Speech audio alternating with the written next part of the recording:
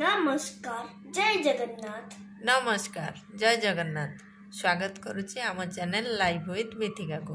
आम वीडियो जदि भल लगे निहाती गोटे लाइक करेंगे, सब्सक्राइब करेंगे, आमको बहुत सारा भल पाया देवे।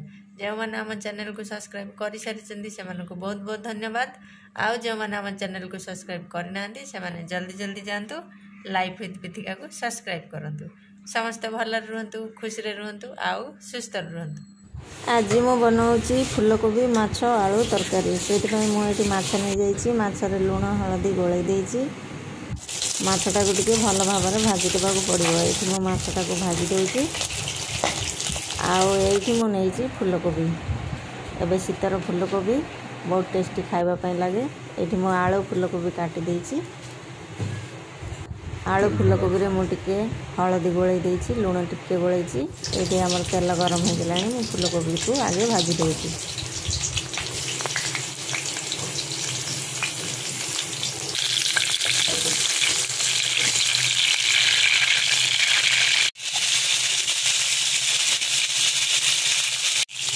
फूलकोबी आमर भाजी हो गला। मुझे से तेल रे आलू गुड़ा को भाजी देती। ये मु आलू दे देती। आलू टिके गोल्डन हेले बाहर करदेवी। ये मु आलू फूलकोबी माछ सब भाजिकी रखिदे। कड़ाई रे टिके मु तेल देती। तेल रे टिके फुटण देती। आ मसला रे मु नेकी अदा रसुण पियाज टमाटो सुखिला लंका गोटे आउ कंचा लंका। ये मु लुण टिके दूसरी, स्वाद अनुसार लुण हलदी गुंड आउ काश्मीरी रेड चिली पाउडर देकी मो मसलाटा को भल भाव में कषिदेवी।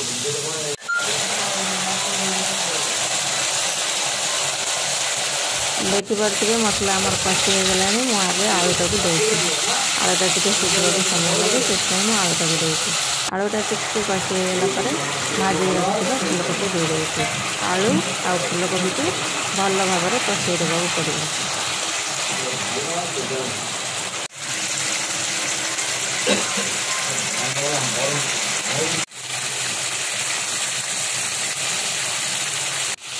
ये आमर आलू फूलकोबी भल भाव में कषि हो गला। ये मुझे देदेवी पानी।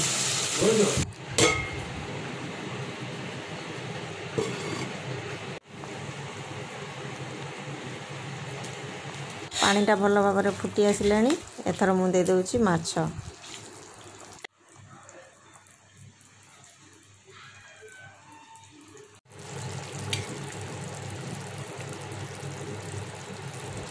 आमर आलू आ फूलकोबी सिझीगला। शेष में मु दूची गरम मसला गुंड।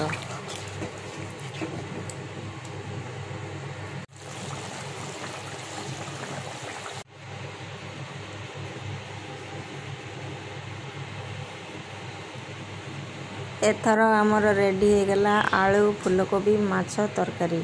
आपण माने बनातु खातु। शीत दिन बहुत भल फूलकोबी आसे, पोका पोका रहे ना। से बनातु खातु, बहुत टेस्ट लगे।